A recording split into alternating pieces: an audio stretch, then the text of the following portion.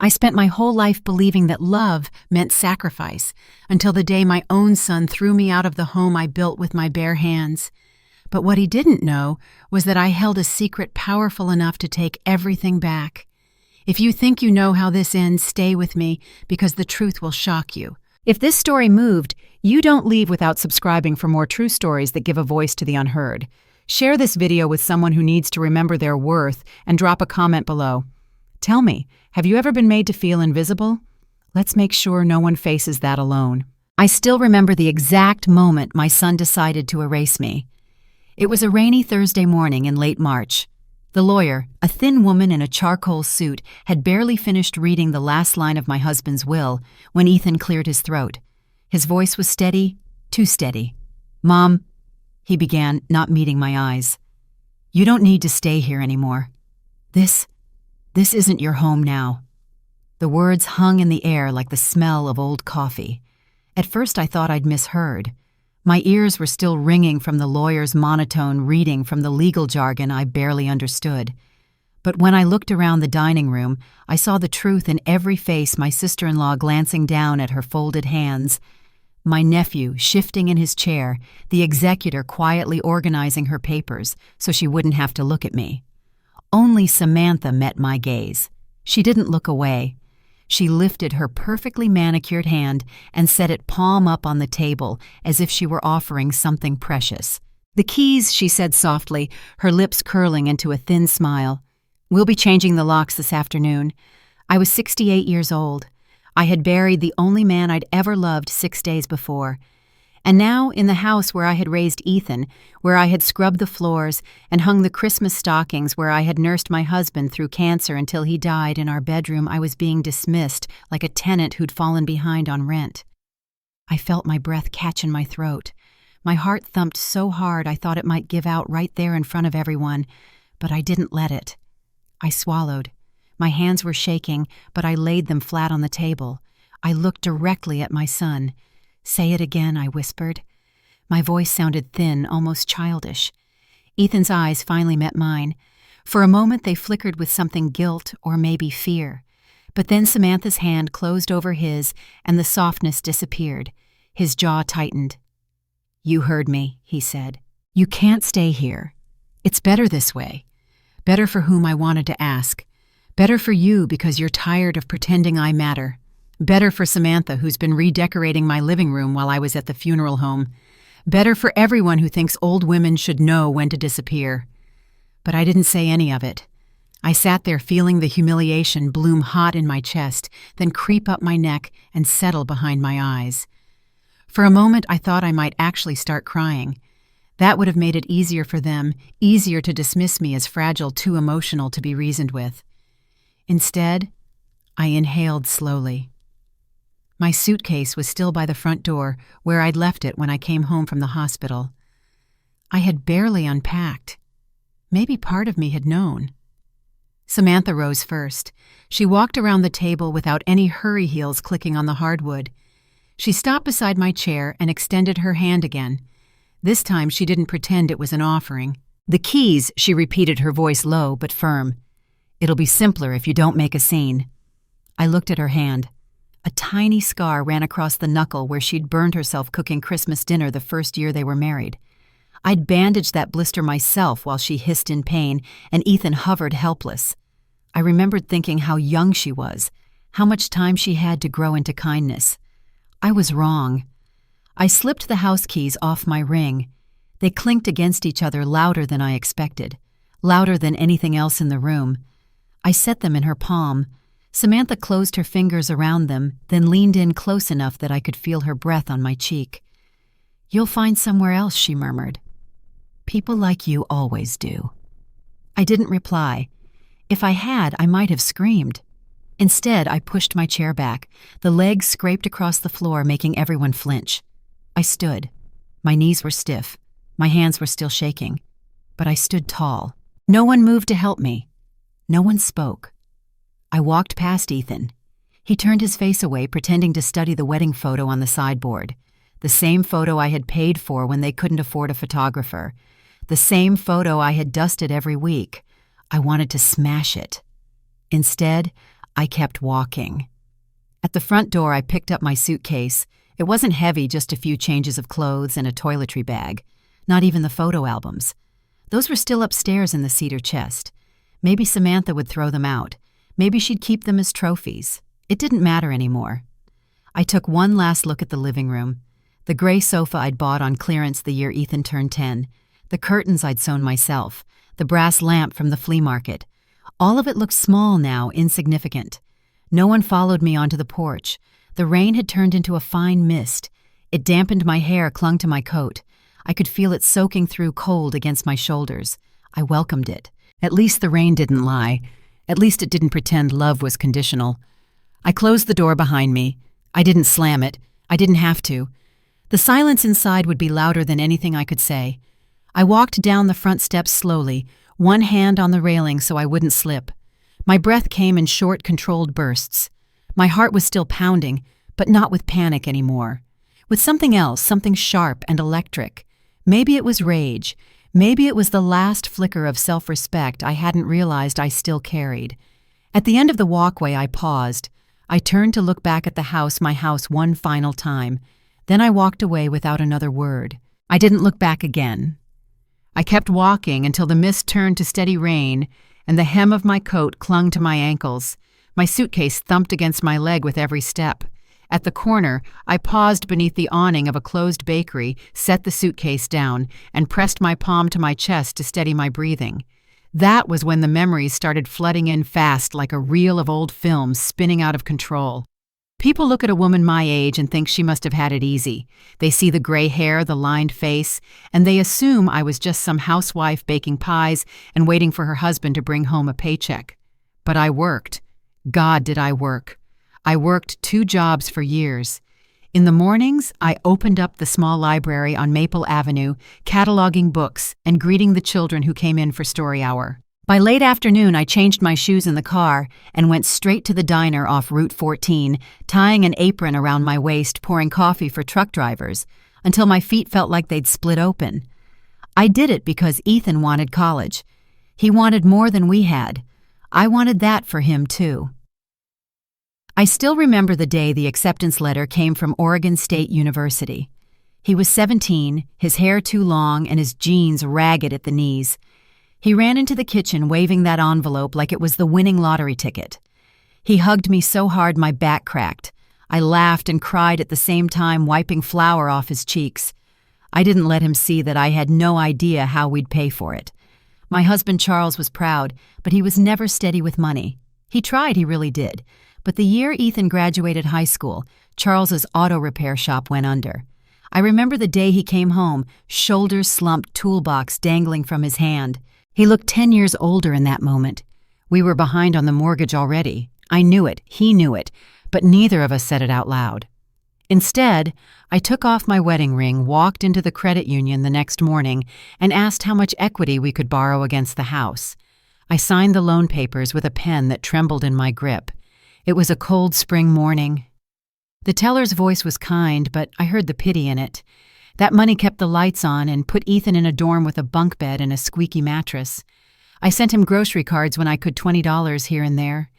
He'd call sometimes to thank me, his voice bright and distracted.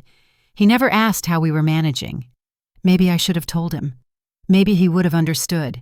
But I couldn't bring myself to lay that burden on his shoulders. So I worked longer shifts. I skipped lunch more times than I can count, drank stale diner coffee instead. There were nights I fell asleep at the kitchen table with unpaid bills fanned out around my arms like a deck of ugly cards.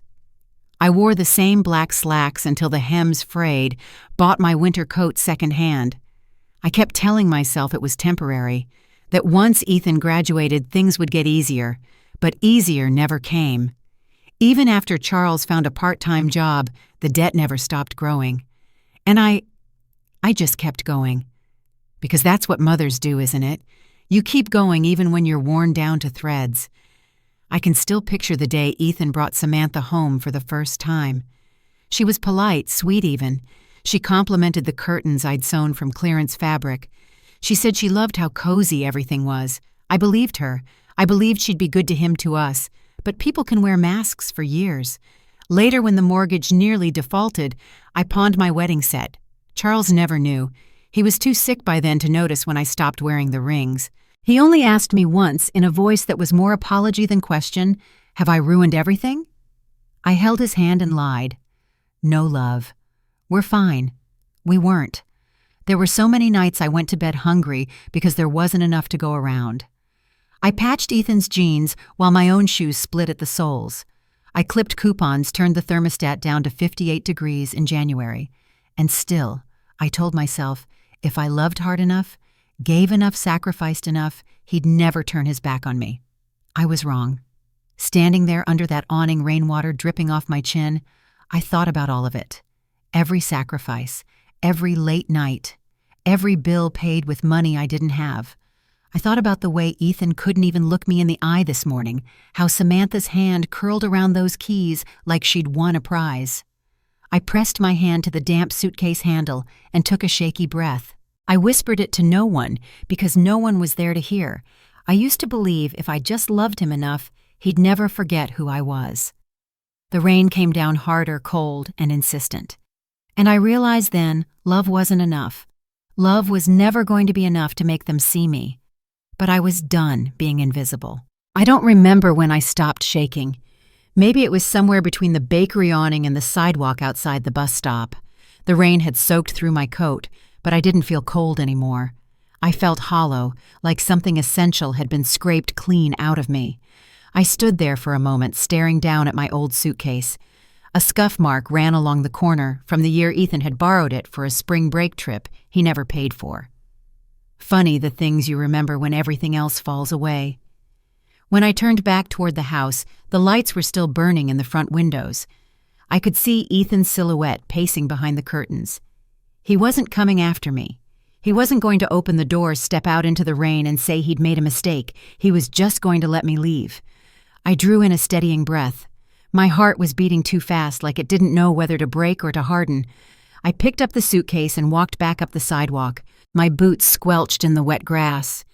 At the porch steps, I paused and let my hand rest on the railing. I wanted to remember this moment, how it felt to stand there with nothing left to pretend. Inside, Samantha was standing in the hallway. She didn't flinch when she saw me through the glass. She didn't open the door. She just folded her arms across her chest, her face calm in a way that made something in me twist. I turned the knob and stepped into the foyer without waiting for an invitation. The smell of lemon polish hit me first. Samantha must have cleaned up after the will reading, wiping away the crumbs and the evidence that I'd ever belonged there. Neither of them spoke as I set the suitcase down by the hall table. I didn't bother going upstairs. I knew what I needed was in the drawer beside the phone, the envelope Charles had left me, the one he'd pressed into my palm 2 weeks before he died. He hadn't explained much, only whispered, "If the day comes, don't hesitate." I pulled the drawer open. My hand hovered over the stack of old utility bills and takeout menus before I found it a plain manila envelope with my name written across the front in his careful slanting script. My throat tightened when I touched it. I slid it into my coat pocket. Then I straightened, lifted my chin, and turned back toward them. Ethan looked at me, then finally like he wasn't sure what to say, but he didn't try to stop me. He didn't even step closer. Samantha's voice was soft, polite, almost gentle. "Do you need help with anything else?" I shook my head. My voice came out lower than I expected. "No, I think you've helped enough." Her mouth twitched, but she said nothing. I walked past them to the living room. I stood in front of the mantel for a breath. The photo of my wedding day was still there, the edges worn from years of dusting. For an instant, I thought about taking it with me. But what would be the point? The memories were already burned into me. A frame wouldn't make them kinder. So I left it. I left everything. The savings passbook I'd kept in the kitchen drawer. The quilt my mother had made when Ethan was born. The Christmas ornaments with each year painted in shaky gold letters. All of it stayed behind. The only thing I carried was that envelope and the dull scraping ache in my chest. When I stepped back into the hallway, neither of them had moved. Ethan had his hands jammed in his pockets. Samantha was studying her nails like she was already thinking about what color to paint the walls. I picked up my suitcase. It felt heavier now, though I knew it hadn't changed. My palm stung where the handle dug into my skin. At the threshold, I stopped one last time. The rain was still coming down in cold sheets, tapping against the porch like 1,000 tiny accusations. I looked back over my shoulder. "I don't know if this hurts more," I said quietly, "or if it's a relief." Ethan swallowed. His eyes were wet, but he didn't speak. Samantha tilted her head, almost curious. "You'll be okay," she murmured like it was a favor she was granting me. I didn't answer her. I stepped out onto the porch. The door clicked shut behind me, and just like that, I was no longer their problem. I lifted my chin to the rain and walked down the steps without looking back, because whatever was coming next, whatever it cost me, it would at least belong to me alone. I didn't stop walking until the rain blurred every porch light into a smudge. My suitcase wheels dragged along the pavement like they were just as tired as I was. A mile down the road, I spotted a motel sign flickering in red neon vacancy. I booked a single room with a laminate desk and a thin floral bedspread. The heater clanked like it was decades overdue for repairs. I didn't care. I set my suitcase in the corner, hung my wet coat on the back of the chair, and sat on the edge of the bed. My hands were still trembling when I pulled the envelope from my pocket. For a long minute, I just stared at Charles's handwriting. I could almost hear him whispering, "If the day comes, don't hesitate." I swallowed the tightness in my throat. Then I reached for the phone on the nightstand and dialed Miss Taylor's number. My voice came out rough from the cold and the shame. "It's Helen Gardner," I said when she picked up. "I'm sorry to call so late." Her reply was gentle but alert. "Helen, are you all right?" I looked around the motel room, the water stains on the ceiling, the humming radiator, my life packed in a suitcase. "No," I whispered. "But I'm ready." There was a pause, the kind that says everything without needing words. "Is it time?" she asked softly. "Yes," I said. "It's time to activate the agreement Charles left." Ms. Taylor didn't ask why or how. She knew. She'd drafted the paperwork herself after Charles's second surgery, when he couldn't sleep for worrying about what would happen to me if he was gone. "All right," she said. "I'll meet you at my office first thing in the morning." I hung up the phone. My heart was still racing, but not from fear. From something harder, something like determination. I stood and went to the little desk. I opened the envelope carefully, like it might crumble in my hands. Inside were 3 documents, the revised will notarized and signed, the property transfer clause, and the letter Charles had written in his uneven script.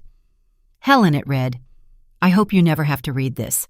But if Ethan ever forgets who raised him, who kept that house from being taken by the bank, you must promise me you won't stand there and let him make you small." I pressed the letter to my chest, breathing through the ache that bloomed there. "I promise," I thought. "I promise I won't." When the sun came up, I dressed in clean slacks and a sweater, smoothing my hair in the mirror, though I knew it wouldn't matter to anyone but me. I wanted to look steady, collected, not like a woman who had cried herself hoarse in a motel bed. At Ms. Taylor's office, she was already waiting with a folder on the table. She poured me a cup of coffee, black and strong. I wrapped my hands around it, trying to quiet the tremor. "I've reviewed everything," she said.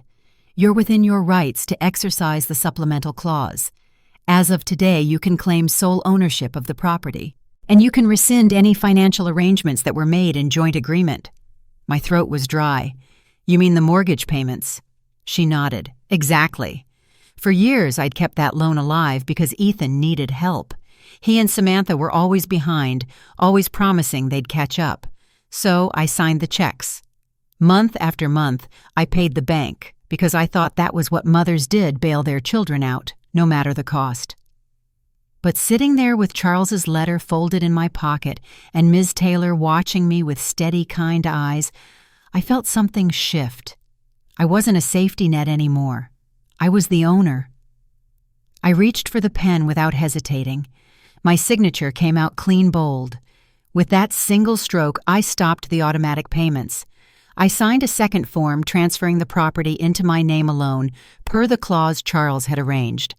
When it was done, Ms. Taylor closed the folder and met my eyes. "He knew you'd need this. He wanted you protected." I know, I said, my voice cracking. He was the only one who ever worried what would happen to me. She didn't correct me. She didn't tell me Ethan had cared once a long time ago, because we both knew what mattered was now. I pressed my palm to the folder, feeling the faint heat of the paper. It wasn't revenge. It was respect, finally, after all the years I'd spent being invisible. I left Miss Taylor's office just before noon. The sky had cleared to a brittle blue, the kind that made everything look too sharp.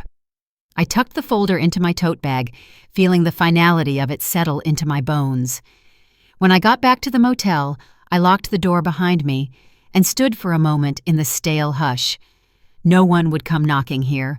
No one would ask me to explain myself or apologize for taking up space. I set the bag on the desk and pulled out the phone. My thumb hovered over Ethan's number.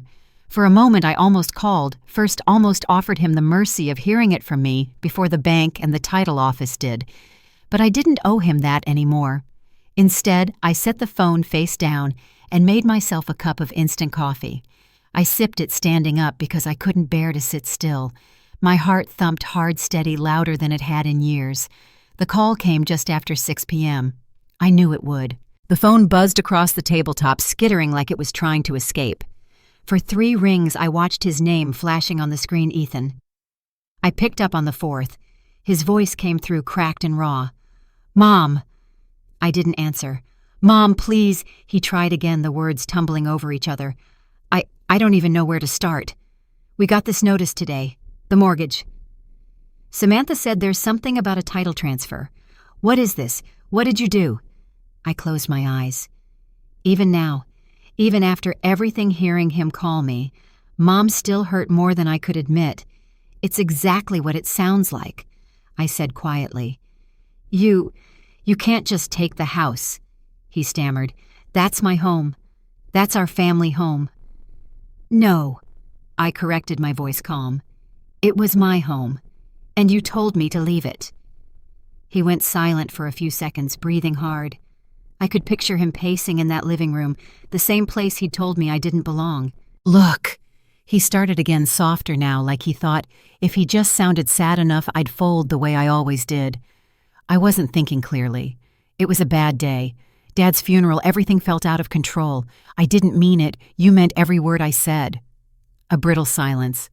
Then I heard movement, and suddenly Samantha's voice came sharp through the speaker. "Mrs. Gardner, she never called me Mom. Not once in all those years. I don't know what kind of game you think you're playing, but you can't do this. You don't have the right to sabotage our lives because your feelings were hurt." My jaw clenched.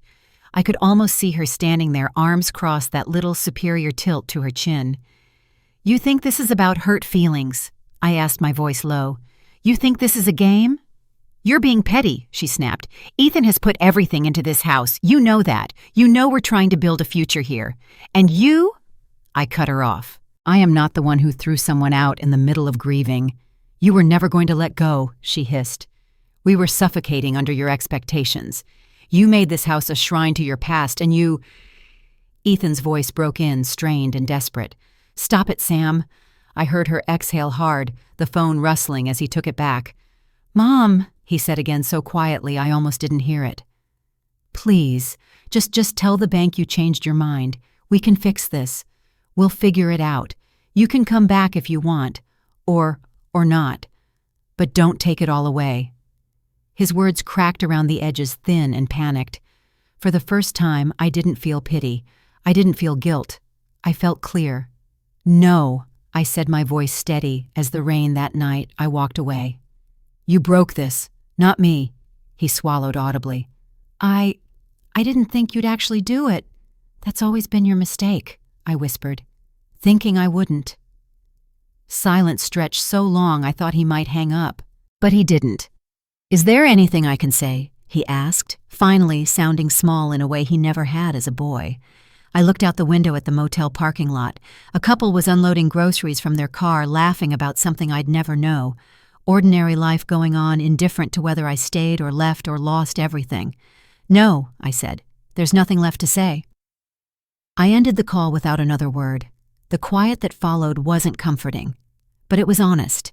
And I had decided I'd rather live with an honest silence than keep pretending their love was something I could still trust.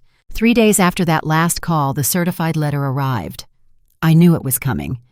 Ms. Taylor had warned me the bank would move quickly once my authorization was pulled. Still seeing the envelope with the bold red stamp, Notice of Default, made something final snap into place inside me. I set it on the motel desk without opening it. I already knew what it said. I'd known the moment I signed those papers that this would be the consequence, but that didn't mean I regretted it. By dusk, the sky turned the color of old bruises. I sat in the creaky chair by the window, watching the shadows climb the cracked parking lot. My phone buzzed every hour, unknown numbers voicemails I didn't check. At a little past 9, I heard a pounding on the front door of the building. Not the polite tap of someone delivering a message.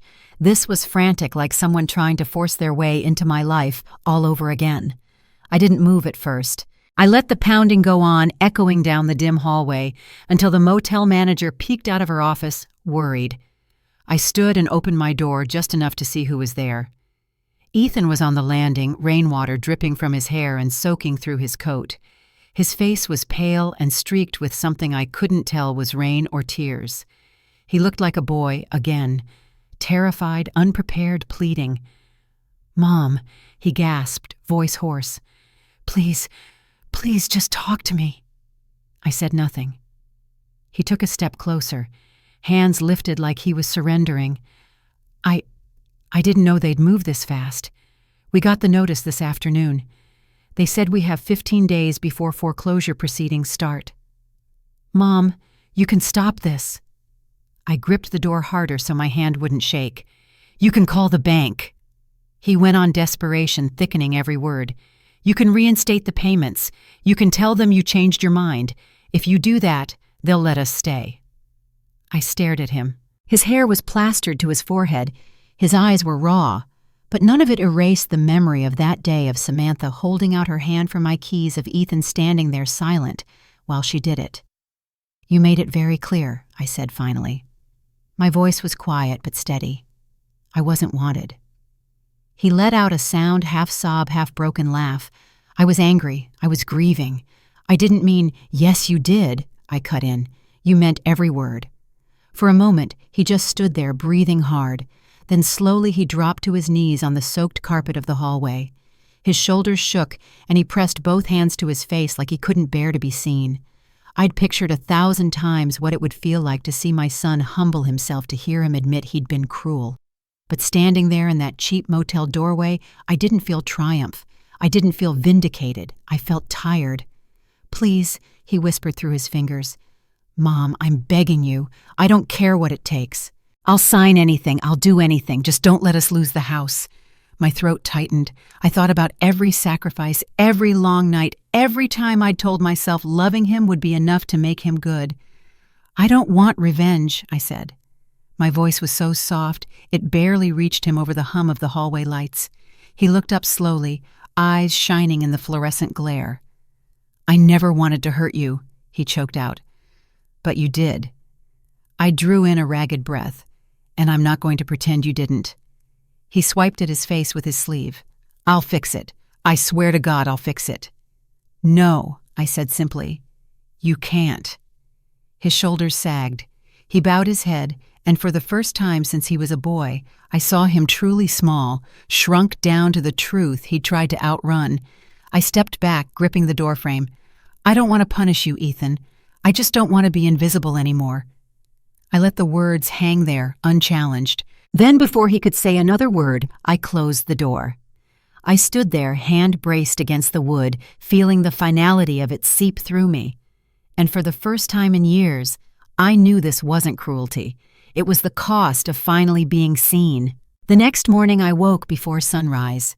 My body ached from the weight of everything I'd carried for decades, but my mind was clear in a way it hadn't been in years.